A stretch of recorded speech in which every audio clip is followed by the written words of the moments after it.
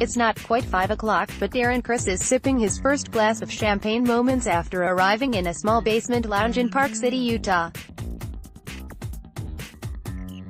The Sundance Film Festival is in full swing, accounting for much of the activity in the cramped space, but Criss isn't here for that. The star of FX's The Assassination of Gianni Versace just wrapped a set nearby at the ASCAP Music Café, where he performed angsty songs from his sophomore solo release, Homework. Though plenty of Hollywood types are in town for the Indie Film Festival, Criss says he recognized no one in the crowd at his gig, save for his fiancée, Mia Swire, who has also been joining him on the ski slopes during the day. It's a bit of a celebratory trip, given that the pair recently got engaged and Criss just finished shooting the final episode in Season 2 of the American Crime Story anthology series, in which he plays megalomaniacal spree killer Andrew Cunanan. Belting out tunes for a room full of strangers can be just as gratifying as heading an ensemble cast for his former Glee boss Ryan Murphy on Versace, where he played briefly opposite titular victim Edgar Ramirez, and on a parallel but separate track from co-stars Penelope Cruz as Donatella Versace and Ricky Martin as Gianni's lover Antonio D'Amico. The 9-episode storyline moves in reverse chronological order. Criss operates in his own thread, which traces the roots of the talented Mr. Ripley-esque maniac, once dubbed, most likely to be remembered by his graduating class at a posh San Diego high school. One of the great goals in my career is to keep things as versatile as possible and to confuse and to throw people off, he says. So, I like it when you have a room full of Sundance people, you know, music folks, music supervisors, filmmakers that are like, wait, what? He's a songwriter, that really excites me. The same way that, when I was mostly playing music and booked an acting gig, people would be like, what? You're an actor? Unlike his famous co-stars, who have top-line studio movies, Ramirez won an Oscar, Cruz, and enjoyed huge musical success, Martin, Criss has been waiting for his breakout. Spending time with the San Francisco native, one can easily spot some similarities with Cunanan, a man who, with a slightly different nudge to his trajectory, might have become a brash social media personality. Criss uses charm and willingness to entertain. During this interview, he quickly turns the tables and pretends he is the one asking the questions, complete with an exaggerated news anchor voice. It's all part of what Criss brings to the table, according to Murphy, be it for a role or an everyday interaction. He's a great performer and kind of a showman, Murphy says. Criss, who hasn't seen the final 3 episodes at this point, then drops the facade and admits he is nervous about how his performance will be received. The series has just begun airing. Appropriately, Criss is wearing a maroon sweater emblazoned with cheerleaders spelling out the word HELP. I just hope to be cool enough to have a movie at Sundance someday, he says. Considering that such a prospect seems well within the realm of possibility, it's unclear if he's joking or feeling a genuine twinge of career apprehension. I think Darren has a strange mix of charm and vulnerability as well as danger, says Tom Rob Smith, the British novelist who wrote all 9 hours of Versace. And that, I think, was the key to Cunanan. In March 2015, the final season of Glee had recently wrapped and Murphy was in pre-production on the People v. O.J. Simpson, American Crime Story. But he was already thinking ahead when he ran into Criss on the New Orleans set of Scream Queens. Criss was traveling with Swire, who directs and produces promotional content on campaigns for Fox series, including Murphy's Scream Queens. Criss, about to star in Hedwig and the Angry Inch on Broadway, was looking to line up his next gig. He pitched himself to Murphy as a wily bellhop to come in and cause shenanigans around the hotel for American Horror Story.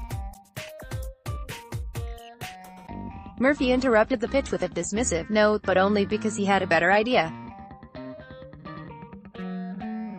He said, "We are doing this anthology, American Crime Story, and we are thinking about the Andrew Cunanan story. How much do you know about him?" Criss recalls. "I didn't know anything. He only vaguely remembered Cunanan because they shared a half-Filipino ancestry. But other than that, he could only recall that Cunanan had killed Versace, nothing about the 4 other victims or the high-profile manhunt or his suicide as the authorities closed in, 8 days after his shooting of Versace on the steps of his palatial Miami home." Nevertheless, he felt excited by the prospect of redeeming with Murphy. "You're the one with the keys to this castle, so I'll wait by the phone until you're ready to go," he told Murphy. It took 3 years, that's because the Hurricane Katrina-focused tale was poised to follow O.J. as the second American Crime Story outing. But that series kept hitting script snags and became too sprawling, even for an FX-backed anthology series. "Ultimately, I decided this is not the right way to tell the story. The story is too big," Murphy says of shelving the Katrina project. "The episodes became so expensive that we could not produce them." Just as that decision was being made, Smith delivered 3 Versace scripts, based on Marie North's 1999 book, Vulgar Favors, Andrew Cunanan, Gianni Versace and the largest failed manhunt in U.S.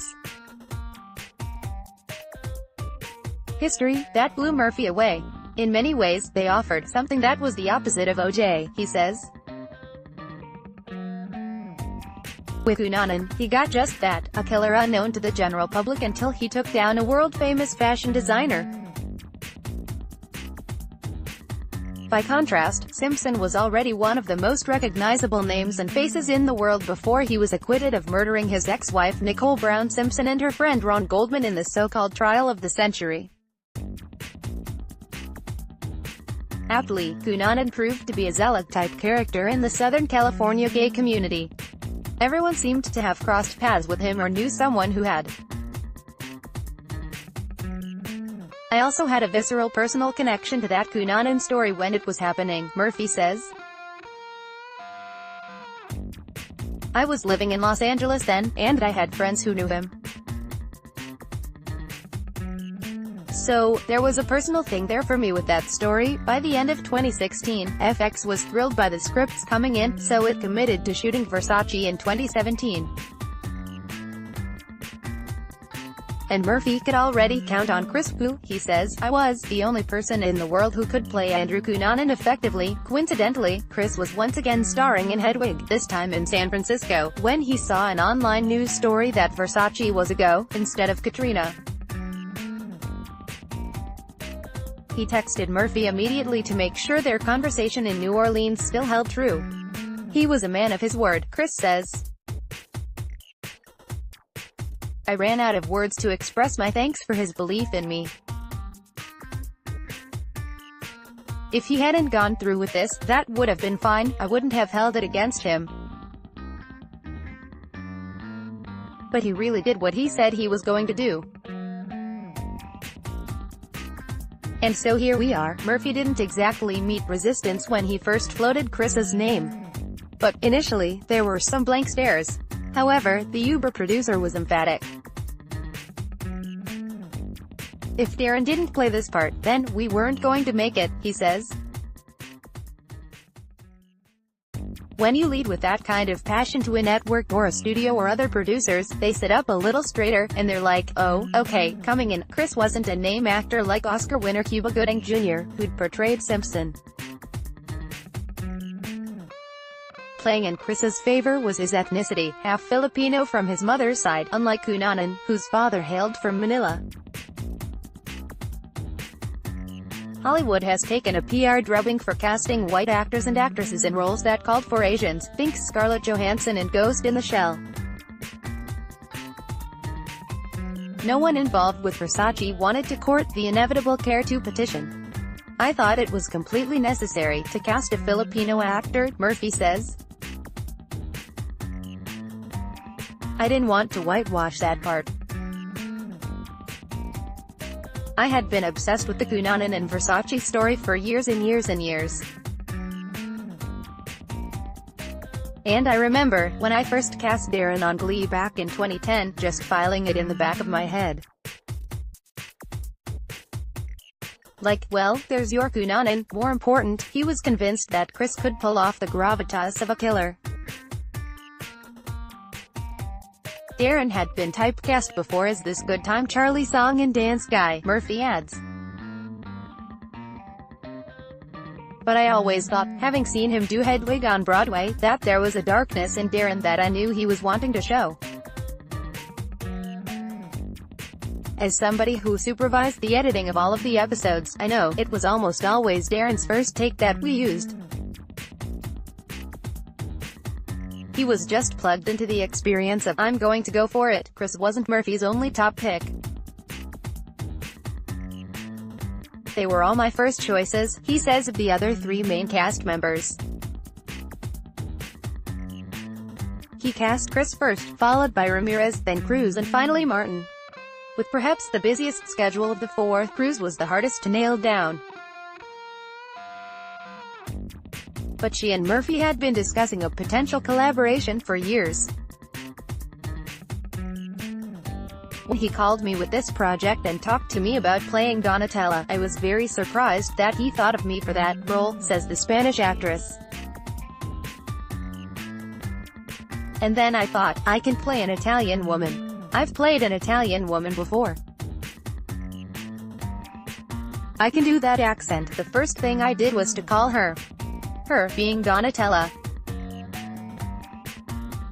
It turned into a 1-hour conversation. Versace hadn't read any of the scripts, which would likely have been painful, given that they dredged up the 1997 murder of her brother, who may or may not have had a brief dalliance with his killer years earlier. But Versace gave her blessing, at least to Cruz. If somebody was going to play her, she was happy it was me, Cruz says. For the rest of the story, pick up a copy of Emmy magazine, on newsstands now, or here. This article originally appeared in Emmy magazine, issue number 5, 2018.